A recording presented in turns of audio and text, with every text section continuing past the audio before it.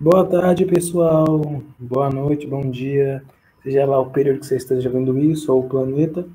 Estamos aqui, né? Primeira vez, Edgar Vinícius e André Martins. Dá um oi aí, André. Isso aí, pessoal. Eu e Edgar, a gente está aqui para fazer nossa apresentação, falar um pouquinho para vocês o que são os eclipses, como que eles funcionam, né? E vamos nos divertir nessa apresentação. Claro, a ciência tem que ser divertida. É, exatamente, né, Edgar? Ela precisa de ser divertida, senão não é ciência. Exatamente. Começamos aqui, né, com essa frase bacana. Eu gostei dessa frase, né? Escrevo isso a todos que veem na ciência a chave para a verdade, ou pelo menos como um refúgio do caos do mundo aparentemente tão caótico. Exatamente. Sabe, Ultimamente, então, né, o que tem sido o mundo, a nossa vida, né, com o coronavírus e diversas outras coisas, é caótico, né, Edgar? com certeza, mas sabe o que eu penso quando eu leio essa frase, André? Ah, o que você pensa? E não foi um físico que escreveu, porque não tem nenhum erro de português. Exato. Verdade, Edgar. Muito boa a sua tentação. Vamos lá, né? Eclipse vem do grego, como quase tudo, eclepsis, que indica o ato de sair ou não aparecer em algum lugar, justamente porque é o que acontece, não é? Sim, Vamos pensar aqui no nosso contexto, né? No nosso contexto aqui, Terra, Lua e Sol. O que vai ser um eclipse? Bom, a Terra gira em torno do Sol, a Lua em torno da Terra. Então a Lua também está girando em torno do Sol. Até aí, tudo normal, tudo tranquilo. sim. Porém, o que vai ser justamente o evento eclipse? Então, o que vai acontecer? O Sol, sendo a nossa fonte de luz, vai emiti-la, porém, pelo posicionamento desses corpos, vai acabar que ou a Lua ou a Terra vai obstruir essa luz. No caso, nós temos, né, o eclipse solar, onde a Lua vai acabar obstruindo a luz que vem do Sol, e também nós temos o eclipse lunar, não é? Que é quando Exatamente. a Lua, a Terra vai obstruir a luz que está vindo do Sol e, consequentemente, vai dar aquela sensação de obscuridade na Lua, ou em alguns momentos a Lua vai até ficar vermelha. Não, exatamente. Daí o fenômeno que a gente conhece como lua sangrenta, né? E outra coisa é que o eclipse, o significado dele é basicamente desaparecimento, né? Então muitas pessoas ficam em dúvida, por exemplo, a gente tá com o Sol no meio, então isso daí. Não, o Sol não, o Sol é impossível ficar no meio. A gente vai ter Porque aí seria o apocalipse, né? A gente vai estar, por exemplo, com a Lua no meio, então isso daí vai ser eclipse lunar. Não, não tem nada a ver com isso. A palavra eclipse significa desaparecimento. Então, eclipse lunar, desaparecimento da Lua. Lógico, a Lua não desaparece, não some, mas a visão dela fica obstruída por conta da Terra estar meio que absorvendo esses raios solares, bem entre aspas assim, e fazendo com que não chegue na Lua, né? Então é muito melhor você pensar em eclipse como desaparecimento, desaparecimento lunar, ou seja, a gente não vai ver a Lua, desaparecimento solar, a gente não vai ver o Sol, né? É mais nessa visão mesmo. André, posso falar uma coisa? Pode, No eclipse lunar, a Lua foi comprar cigarro. verdade. Ai, ai. Edgar com suas piadas infames. É isso aí. Bom, na minha visão, eu acho muito justo a gente começar explicando qual é o solar, como uma forma de respeito ao nosso corpo mais velho, não é? O grande Sol. Exatamente. Se não fosse o Sol, não teria Terra, muito menos Lua, né, Edgar? Qual é? Óbvio, né? Com certeza. Então vamos aqui, né? O que é o eclipse solar? O eclipse solar vai ser basicamente o evento que vai ocorrer quando o Sol, a Lua e a Terra vão estar alinhados de tal maneira que a luz que está vindo do Sol vai ser obstruída pela Lua, que vai meio que, entre várias aspas, ficar na frente do nosso Sol. E dependendo da natureza desse evento, como por exemplo a inclinação, a proximidade ou o afastamento da Lua para com a Terra, então se a Lua estiver mais perto ou mais distante, a gente vai poder classificar esse evento, né, esse eclipse solar, como mais de um tipo, mas eu vou falar disso um pouquinho mais para frente. Sim. Tá tudo bem até agora, André? O que você tá achando? Não, muito bom. Estou adorando fazer essa apresentação com você, Ed.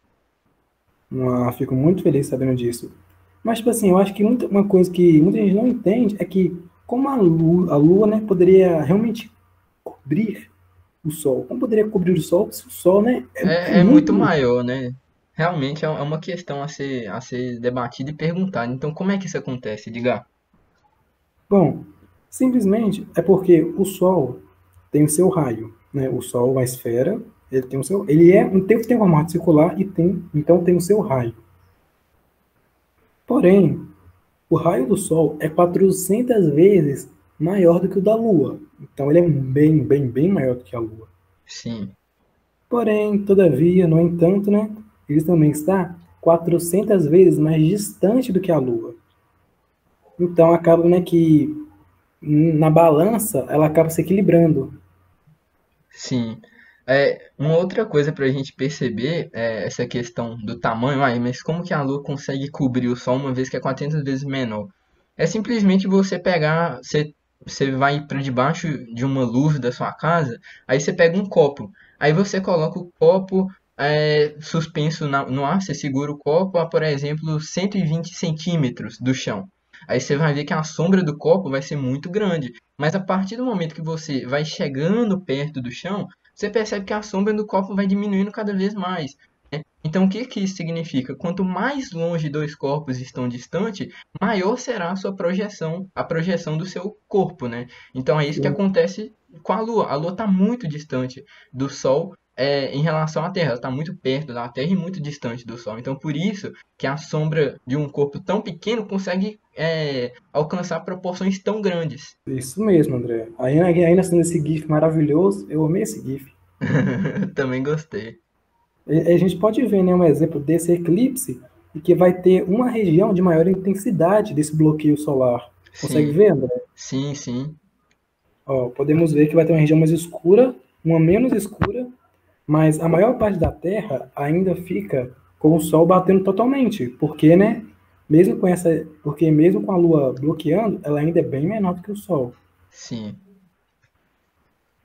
Ai, ai, maravilhoso esse mundo, né? Exato, Ed. E outra coisa que eu gostaria de atentar, né, é que a gente vai ter a presença nesse GIF aí da umbra e da penumbra, né, Edgar? Claro, Essa parte mais escura aí é conhecida como umbra, e essa parte, né, um pouquinho mais clara após a lua, ela é conhecida como penumbra, né? Essa parte que fica meio esbranquiçada, etc. É a parte em que os raios solares, a gente não tem uma grande concentração de raios solares, por isso que fica mais claro, vamos dizer assim. exatamente isso. É o que a gente iria chamar de um eclipse parcial, não é? É, Geralmente o eclipse parcial é quando a gente tivesse a Lua na órbita terrestre e é, eu acho que nesse GIF não dá para demonstrar, mas mais para frente eu vou entrar nesse ponto. Aí vai ficar mais evidente como que aconteceria um eclipse parcial. Aí, por falar em umbra e penumbra, nós temos aqui, né? Essa região um pouco mais escura, né? A mais escura de todas é a umbra, que é onde nós vamos poder experienciar o nosso eclipse total. Uhum. E aqui nós temos a região de penumbra em volta, que, que na maioria das vezes nós vamos ter o eclipse parcial, porque a região de penumbra ela não vai pegar aquele bloqueio total, só uma parte dele. Sim. E aqui do lado, Nessa imagem aí fica muito fácil, né, da gente conseguir perceber e diferenciar o que que é um eclipse total e o que que é um eclipse parcial. A gente também tem um eclipse chamado eclipse penumbral, né? Você já ouviu falar, Edgar? olha, tenho que falar que desse eu nunca ouvi. O eclipse penumbral é quando a Lua ela está situada justamente na região de penumbra, né? Ou seja, ela está situada numa região em que você não consegue vê-la com bastante nitidez assim, enquanto nessa parte aqui onde a gente vai ter a incidência dos raios solares direta, a gente vai ter uma região de penumbra. Olha só, esse realmente eu não sabia. Exatamente. Informações totalmente científicas e confiáveis aqui. Aqui do lado nem uma fotinha. Bom, isso aí a gente foi só uma exemplificação do que a gente já falou antes, né? Sim, Dá para ver sim. que os raios solares estão incidindo e tem uma região um pouco mais à frente da Lua que vai ser a região de umbra e depois a região de penumbra.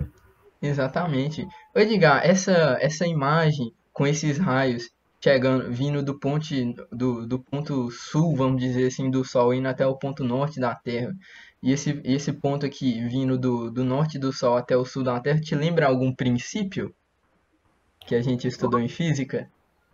Hum, deixa eu lembrar, cara. Física. Preciso lembrar. Eu acho que é pelo fato dos raios de luz sempre se moverem em linha reta, estou certo? Exatamente. Nesse caso específico aqui, nós vamos ter o princípio da reversibilidade dos raios, né? Em que a gente vai ter um raio saindo aqui do ponto sul do Sol indo até o ponto norte da Terra, né? Você vai ver que o que, que vai acontecer?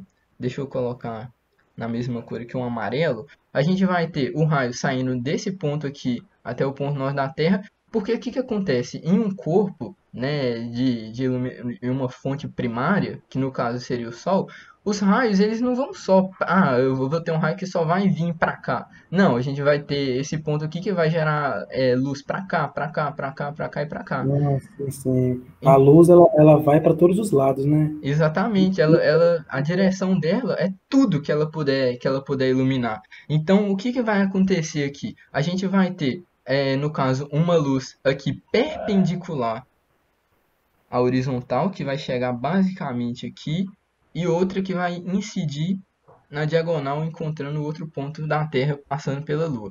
E aqui vai acontecer também a mesma coisa. Eu vou apagar aqui para ficar mais nítido. Aqui. Aí aqui a gente também vai ter a mesma coisa. A gente vai ter um ponto assim, uma reta assim e outra aqui. Então, o que que acontece? Você vê que eles se encontram exatamente onde a Lua está inserida. Então, o que que significa? Significa que essa reta aqui, onde nós temos a chamada Terra, ela está sendo obstruída pela Lua, né? Aqui dentro a gente não vai ter nada, a gente não vai ter nenhuma iluminação. Eu achei muito bom mesmo você ressaltar esse ponto. Porque quem vê pode pensar assim, em vez mais de pensar que um ponto gera luz só para um lado. E não, né? Gera luz para todos os lados. Exatamente, exatamente. É muito Muito bom. bom você ressaltar essa parte. Sim, sim.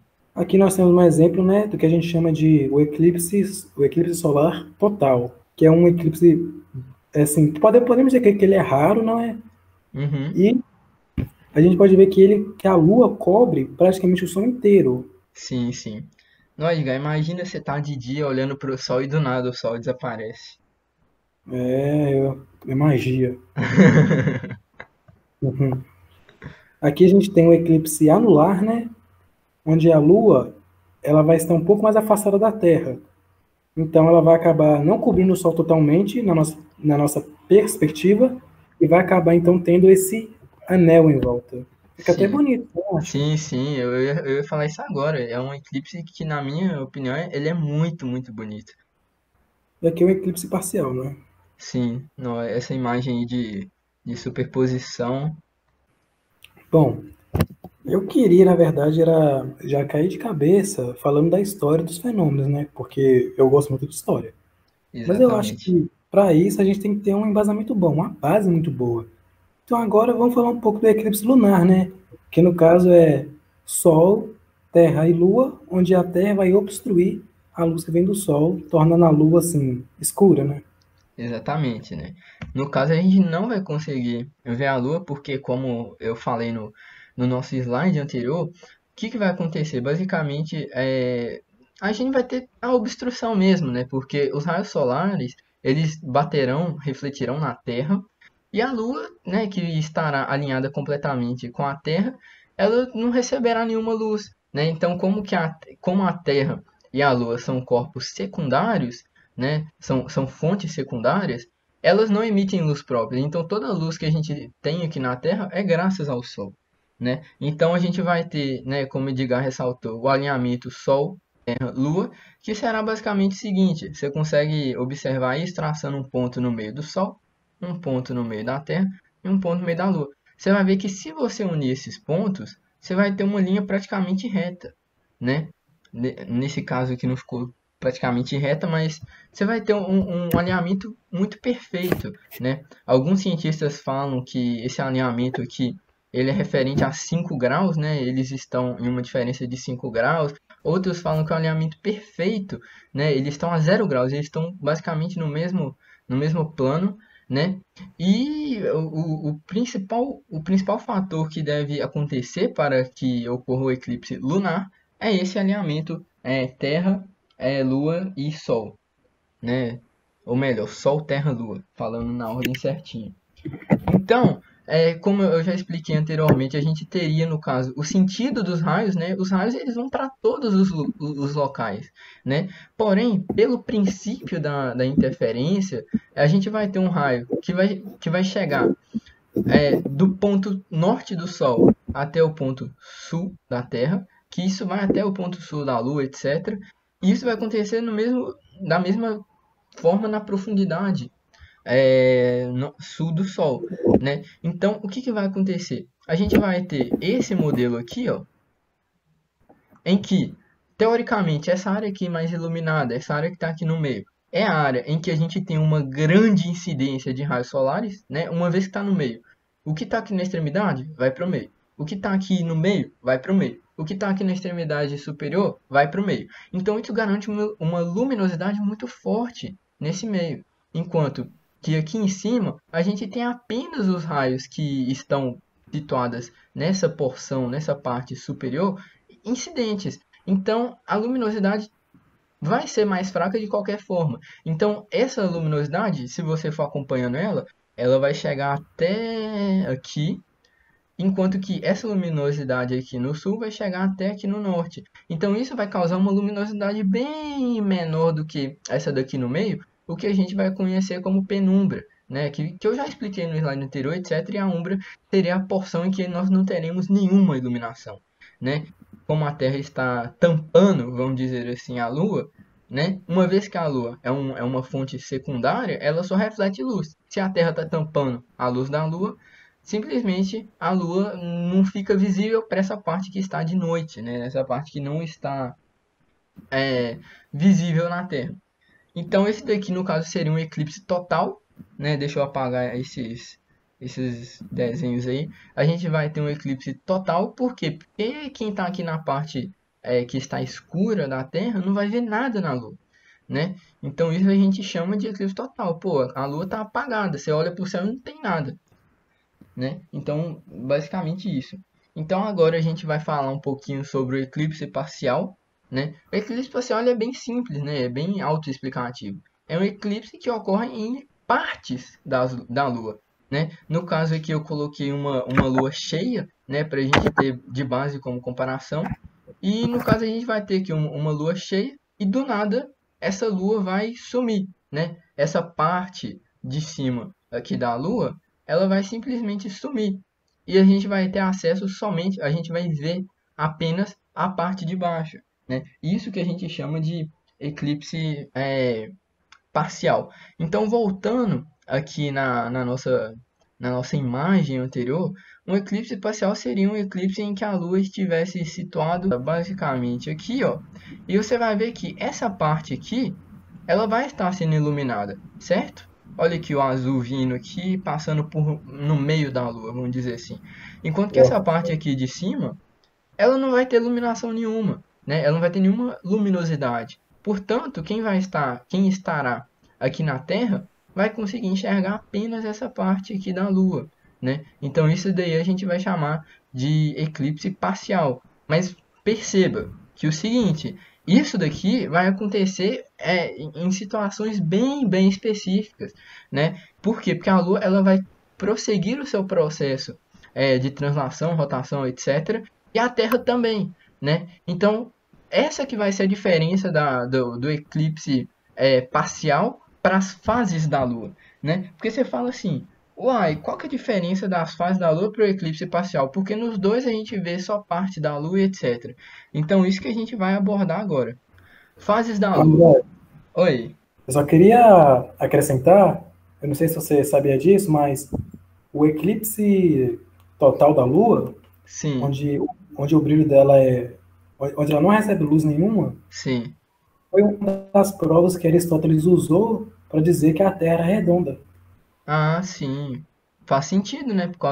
Deve ser por causa do ângulo de incidência, né?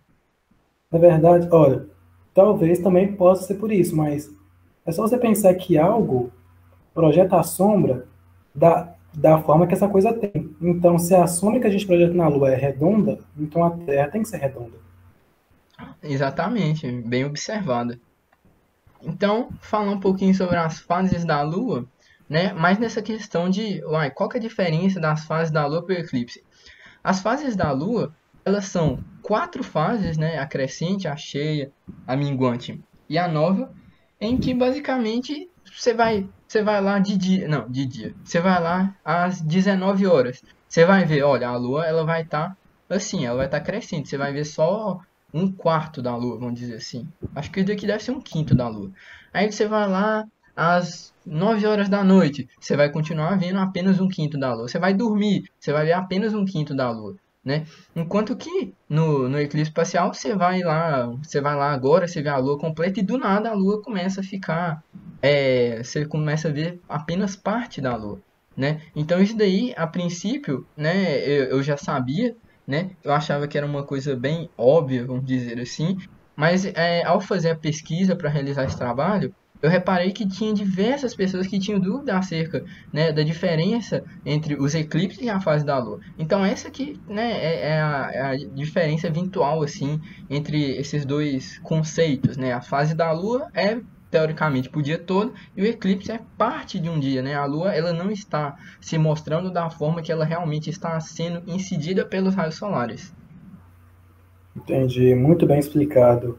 E o que você disse lá sobre você não ter certeza se era um quarto, que a gente via, era um quarto sim, tá? Por isso que é quarto minguante e quarto crescente. Ah, sim. Ah, então se bem que esse um quarto aqui do desenho, dessa representação, tá um pouquinho duvidoso, né? Mas É, sim, é por causa do desenho. mas isso daí foi apenas uma ilusão do desenho mesmo. Muito bom o Edgar confirmar que realmente é um quarto, né? Um quarto minguante e etc. Então aqui, pessoal, a gente vai falar agora, uai, se a Terra tem eclipse, por que que os outros planetas também não podem ter eclipse, né? Lógico que os outros planetas têm, né? É, sim, é inclusão. Exatamente, né? Isso daí é preconceito com os outros planetas, vai. Então, os eclipses, eles, né, diferente do que muitas pessoas pensam, ou outras nem param para pensar a respeito disso, eles não acontecem somente na Terra, né? Eles acontecem sim em outros planetas, como Júpiter, como Saturno e etc, né? Se tem Lua, a gente vai ter a grande possibilidade de ter Lua, né? Basta que a Lua realize um movimento de translação em torno do planeta e possua uma distância mínima. Esses são os aspectos fundamentais para que haja um eclipse, né? Que eventualmente os planetas eles irão se alinhar com o Sol, que é o corpo de luminosidade, e a Lua. Então, esse daqui é um eclipse que eu retratei em Júpiter, né? A gente tem aqui a sombra, né, da Lua chamada Lua Íon, né? E ela projeta uma sombra na superfície. Eu não sei se dá para chamar de Júpiter de superfície, uma vez que ele é composto só de gases. É de gases, né? Porque é hélio e hidrogênio. A gente pode chamar Júpiter de superfície ou não? Tô meio em dúvida. São, eu creio que sim. A gente pode dizer a superfície de Júpiter. Ok, Mas, então, se eu não me engano, o núcleo de Júpiter é sólido por causa da pressão. sim. Então, a gente vai falar que essa sombra é projetada em Júpiter, né? Fica mais fácil assim. Então, essa lua chamada Ion, ela vai projetar uma sombra de aproximadamente 8.000 quilômetros de diâmetro, né? Em Júpiter, né? Então, Né? a gente vai ter uma curiosidade também nesses outros países, porque, por exemplo, na Terra a gente só tem uma lua, né? A gente só tem um satélite, né? Enquanto que Júpiter vai ter, nossa, vai ter quantas luas tem Júpiter, legal, você sabe? Olha, Júpiter tem 79 satélites naturais, mas perdeu o posto para Saturno, tem 82. Nossa senhora. Não, então, meu Deus do céu, muitos, muitos, muitos satélites em Júpiter. Então, esse é um fator que influencia na frequência dos eclipses, né? Porque a gente vai ter 72 ou 79? 79. 79 luas, vamos dizer assim, em Júpiter. Então, a frequência de eclipse é muito, muito grande. Então, aqui a gente vai ter uma representação, né, do eixo, né, Sol, Terra, Lua, em que nessas partes aqui inferiores, a gente vai ter a Lua sendo iluminada pelo Sol, né, mais ou menos aqui como penumbra, né, vai ter uma iluminação razoável, enquanto que aqui realmente já vai ter incidência direto desses raios solares aqui. E a mesma coisa acontece na parte superior, enquanto que nessa Lua do meio aqui, ela está exatamente na umbra, ou seja, quem está nessa porção escura, quem está na parte que está de noite na Terra, não vai ter acesso a essa lua. Aí a gente vai ter aqui um GIF, né? Esse GIF aqui é muito bom, porque a gente consegue observar, no caso, o comportamento da lua, né? Você vai ver que aqui, ó, na penumbra, pô, tá todo mundo que está nessa parte de noite aqui está observando a lua, tá observando, chegou aqui, ninguém está vendo a lua, passou, a gente consegue ter a lua de novo, né? Então, basicamente, a gente aqui vai ter o eclipse total e nessa parte aqui, eclipse parcial de novo. E aí, Edgar, o que nós temos a acrescentar? Eu acho que nesse slide aí a gente poderia falar que, dependendo de algumas variáveis, a Lua pode apresentar a cor vermelha, né? Chamada de Ah, Lua. exatamente, né? A lua sangrenta, né? A gente até representou aqui, esquecemos de mencionar. Olha como é que fica bonita a lua sangrenta.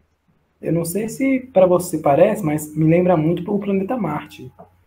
Eu também. É porque o planeta Marte em si, ele já é vermelho, né? Então tem uma semelhança muito grande, mas é muito bonita. Portador de óxido de ferro. Sim. Edgar, você lembra que quando daqui uns 10, 12 anos atrás a gente teve o fenômeno da lua sangrenta e a gente conseguiu observar aqui em Governador Valadares? Olha, eu não sabia disso. Uns 12 anos atrás eu era bem pequenininho assim, eu devia ter uns 8 anos assim, e eu consegui observar um evento de lua sangrenta aqui. Eu achei muito bonito. Eu lembro que na época eu até escrevi um poema e postei no Facebook, uma coisa Ô, muito. André, Eu fiquei inspirado, eu achei muito bonito. eu lembro que o primeiro eclipse que eu vi foi em 2015. Um eclipse lunar, solar, você lembra? Lunar, lunar. Nossa, muito bom. Agora É, a gente ia falar um pouco sobre. Hoje a gente sabe como é que funcionam os eclipses, né? Vocês sabem que vocês viram aqui. Mas os povos antigos, muitos deles não sabiam. Então existiam muitas ideias, tipo, mano, o que está causando isso? Qual a ideia? Então cada povo falava, não, é porque tal coisa está acontecendo, não, é aquilo. E aqui a gente quer comentar um pouco sobre como os povos antigos tinham essa concepção do porquê o eclipse acontecia. E aqui a gente está expressando um deles, né, que é dos povos chineses e do Sudeste Asiático, que eles imaginavam que o eclipse solar acontecia porque um dragão invisível estaria engolindo o Sol. nossa, uma bela justificativa. Para mim é magia. Eu pensaria que era magia.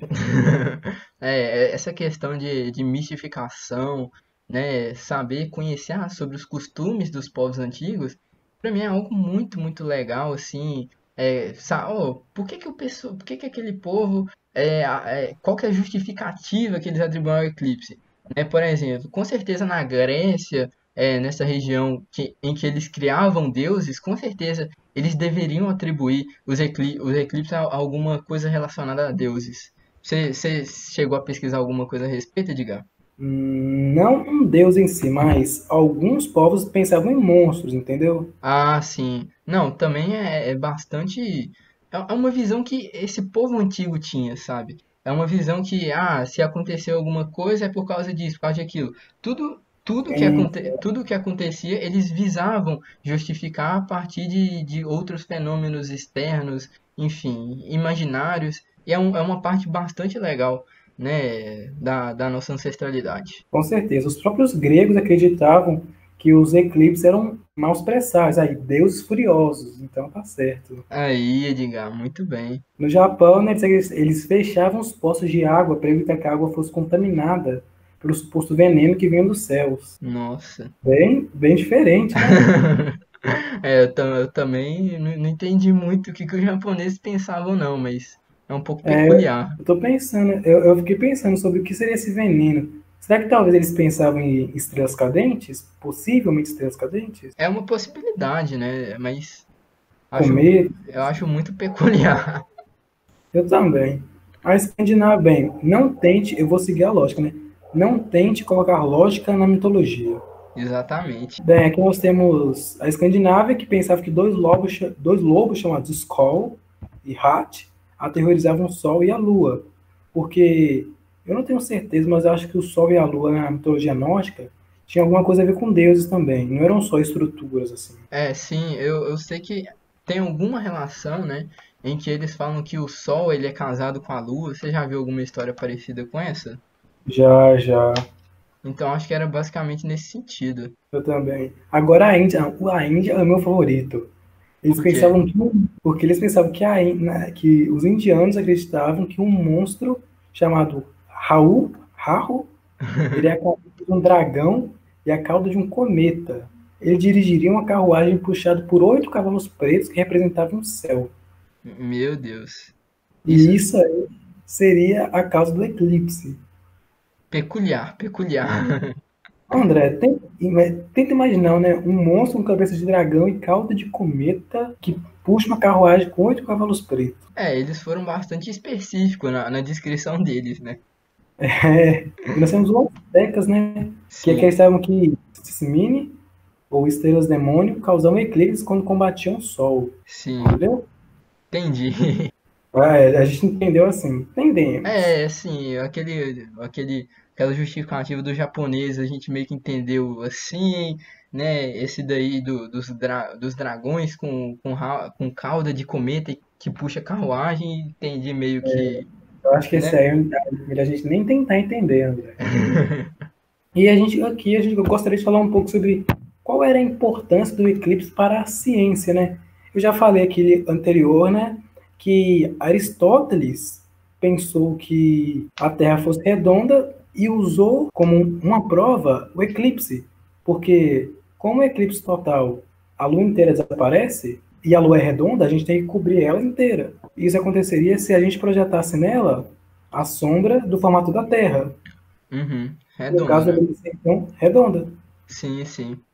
Isso eu lembro bem, acho que Pitágoras também tinha alguma relação, não sei qual em específica, mas ele também acho que acreditava que a Terra era redonda, ou pelo menos tinha alguma relação com eclipse, alguma coisa assim. Sim, sim. Também É, nós temos desde tempos antes de Cristo, né, os terraplanistas já estavam refutados. André, melhor tomar cuidado, a gente não sabe. Vai ver que esse vídeo vaza e vai acabar em alguma comunidade terraplanista aí. Eu vou tomar mais cuidado a partir de agora. André. Nós temos aqui, né, também Aristarco, que utilizou os eclipses para estimar o tamanho relativo da Terra e da Lua pela curvatura do disco lunar e pela curvatura da sombra da Terra nele projetada, estando o Sol, a Terra e a Lua alinhados nessa sequência. Também estimou a distância da Terra, à Lua e ao Sol, bem como o tamanho do último. Ele demonstrou ainda que o Sol se encontrava mais distante que a Lua e era maior que a Terra. Nossa senhora. Esse produziu em vida. Não, isso daí foi em 300 anos antes de Cristo, né? A matemática, ela não era desenvolvida como hoje, a física também não. Pô, se você pegar, olha, a velocidade ela é igual à distância sobre o tempo, né? Ele não tinha noção disso. Nessa época eles não tinham fórmulas, não tinham como realizar esse experimento. E o cara chegar em uma conclusão tão exata, sem nenhuma base, já é uma coisa que demonstra que nós seres humanos têm uma capacidade muito grande e que os físicos, os filósofos e os matemáticos dessa época, eles eram bastante importantes para desenvolvermos o que nós temos hoje. E a parte que mais me surpreende nisso tudo é que se você for olhar, esse cara, no século 4, 3 antes de Cristo, viveu 80 anos. Realmente. E muito antes disso, a gente já tinha grandes construções, não é? As pirâmides, por exemplo. Sim, né? Os templos gregos também, as construções, o ramo, né, da edificação, etc., ele sempre foi muito avançado na Sim, humanidade. uma perfeição tão grande. E a gente fica se perguntando, né? como isso foi, como eles conseguiam pensar nisso? Aqui nós temos, né, a gente fala um pouco das primeiras observações, né? Fala que um dos relatos mais antigos, se não o mais antigo, referente a um eclipse, remonta de 2138 a.C., ano em que um eclipse duplo, um solar e um lunar, aconteceu, 23 anos após a sucessão do rei Shuji, da Babilônia. No caso, o solar aconteceu em 9 de maio e o lunar em 24 de maio. Porém, a gente tem que falar que existe uma certa divergência. Não são todos que acreditam nisso. Mas eu resolvi colocar porque, para mim, vale uma menção. Sim, sim. Agora, eu achei muito interessante que Heródoto, né, um dos mais importantes personagens que ele foi uma pessoa real, mas figuras que popularizaram, assim, vamos dizer assim, popularizaram para o mundo a mitologia grega. Ele escreveu que Tales de Mileto, um dos primeiros filósofos, né, vamos lembrar disso, teve um eclipse que aconteceu após uma guerra entre o Império Medo e o reino da Lídia, onde os soldados de ambos os lados abaixaram suas armas e declararam paz após o eclipse. Exatamente que o eclipse estava envolvido, a gente continua incerto. A gente não tem certeza sobre qual foi, se foi um solar ou lunar. A gente não tem uma ideia direito. Sim. Mas a gente crê que o possível candidato foi o que aconteceu em 28 de maio de 585 a.C., provavelmente perto do rio Halys, na moderna Turquia, país que eu ainda vou visitar. Muito bacana. E aqui as observações mais famosas, né? Eu quis colocar aqui algumas que eu considerava muito importantes. Por exemplo, o eclipse de Ugarit. Eu coloquei porque foi um dos primeiros relatos que a gente conheceu. E foi de 1223 a.C., que foi encontrado nessas ruínas que vocês estão vendo. Nessa época aí, será que eles já tinham desenvolvido esses poços aí? Ou será que isso daí foi um desenvolvimento recente? Porque a construção civil da nossa antiguidade, ela era muito, muito, muito bonita. Muito primária, né? Então, realmente é muito bonito essas construções em si. Grécia que o diga. Realmente. E esse eclipse eu achei interessantíssimo. O antigo eclipse chinês. Por que eu achei interessante? Porque eles viam o eclipse, os chineses viram durante um bom tempo que o eclipse era algo negativo, não era algo bom, porque estava cobrindo o Sol. Sim. No caso, o eclipse solar. Só que o imperador era visto como uma personificação do Sol. Então, se acontecer um eclipse, o imperador já ficava assim, mano, o que vai acontecer? Não, realmente faz muito sentido, né? Aí nós temos também, né, que é dito no Alcorão, que o nascimento de Maomé veio junto com o eclipse. Então, quis colocar aqui para vocês, ficar aí para vocês de reflexão. Isso daí é para os nossos muçulmanos. Exatamente. Nós temos também o eclipse do rei Henrique, já que quando Henrique I da Inglaterra, filho de Guilherme, o Conquistador, morreu em 1133 d.C., é dito que esse evento coincidiu com um eclipse solar total, que durou 4 minutos e 38 segundos. Geralmente esses eclipses assim são bem pontuais mesmo, né? Eu tô começando a achar que para um eclipse ocorrer, você tem que ser alguém fodão. Você tem que ser alguém famoso, alguém de importância. Exatamente. Aqui vamos pro meu favorito, né? O eclipse de Einstein. Lógico. O eclipse que foi um dos fatores que mostrou para o mundo que Albert Einstein estava certo. Em qual teoria? Provou que a sua teoria da relatividade estava correta. Ah, sim, famosa. É igual MC ao quadrado? Essa aí é da relatividade restrita. Ah, nós temos diversas derivações da relatividade, né? É isso. Aqui eu queria mostrar, né? Porque o que eles estavam querendo mostrar? O Sol, a gente consegue calcular a posição do Sol, daqui da Terra. Sim. Sabe? O Sol está em determinada coordenada. Mas quando a Lua ela passa na frente do Sol, passar na frente, né? A gente tem que lembrar, pela relatividade geral de Einstein, gravidade era uma distorção do tecido do espaço-tempo. E se a gravidade distorce o próprio espaço, então o espaço onde a luz percorre, mesmo que a luz percorra a linha reta, a linha não vai ser a luz, mas a luz vai curvar, porque o espaço em volta dela vai curvar. Sim. Então aí o que aconteceu? A Lua passou na frente, né? A gente calculou qual seria a posição aparente.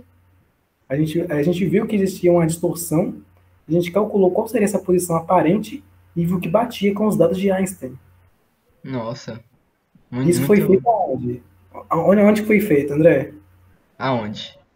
Foi em Sobral, aqui no Brasil. É, Brasil sempre com importância internacional, né?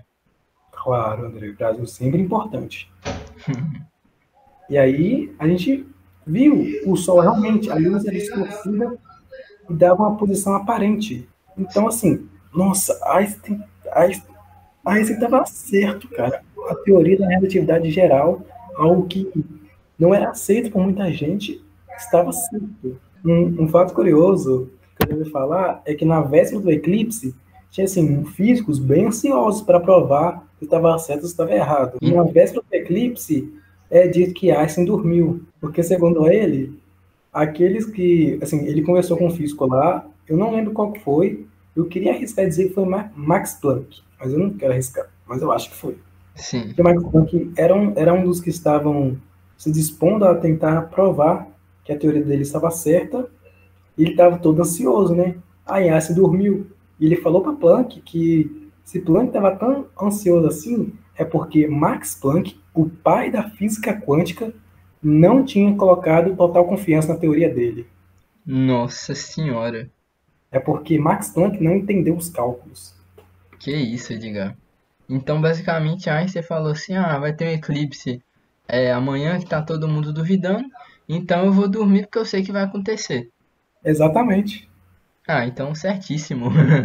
E detalhe, ele não ganhou o Nobel por isso, tá? Ele ganhou o Nobel, mas não por isso. O Einstein, se fosse dar Nobel pra ele, ele ia ganhar todos os Nobéis existentes, né? Ele Uhum. junto com Newton, essa turma aí. Só que na época de Newton ainda não tinha, né? É, Mas Newton foi presidente da Royal Society, ele já teve coisa demais. Já. Aqui a gente, né, falaria um pouco da data, da previsão dos últimos e dos próximos eclipses solares. Eu sei que tá um pouco. Não dá para ver uma parte por causa da luz, mas eu quis deixar assim porque eu achei bonito. Aí temos aqui, né? 14 de dezembro de 2020, um eclipse solar total, visível no sul da Argentina e Chile. sim. Aí temos aqui 10 de junho de 2021, 4 de dezembro de 2021, 30 de abril. André, está ansioso para ver esses eclipses?